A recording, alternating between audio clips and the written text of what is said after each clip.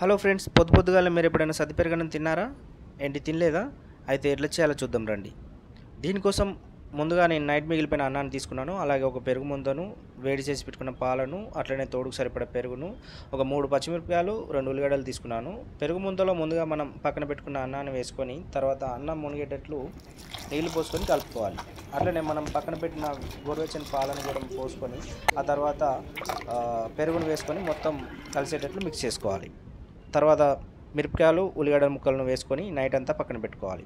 అంతే, పొద్దుగాలనే మనం మూత తెరిచి చూస్తే మనకు సద్ది పెరుగన్నం రెడీ.